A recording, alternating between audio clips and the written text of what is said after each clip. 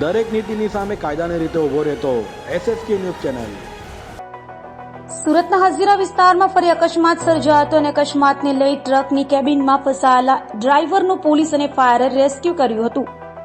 સુરતના હજીરા વિસ્તારમાં ભારે વાહનના કેટલાક બેફામ ચાલકો અકસ્માતની ઘટનાઓને અંજામ આપતા હોય છે, ત્યારે ફરી હજીરા વિસ્તારમાં એકવાર અકસ્માત સર્જાયો હતો। રસ્તા પર વચ્ચે ઉભેલા ટ્રક પાછળ બીજો ટ્રક ભટકાયો હતો, જેને લઈ બનેલી અકસ્માતની ઘટનામાં ડ્રાઈવરને ગંભીર ઇજાઓ પહોંચી હતી, તો ફાયરની ટીમ દ્વારા રેસ્ક્યુ કરી ડ્રાઈવરે બહાર કાઢવામાં આવ્યો હતો।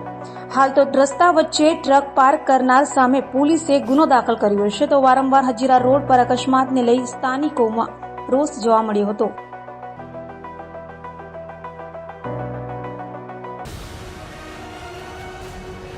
દરેક નીતિની સામે કાયદાની રીતે ઊભો રહેતો SSK ન્યૂઝ ચેનલ।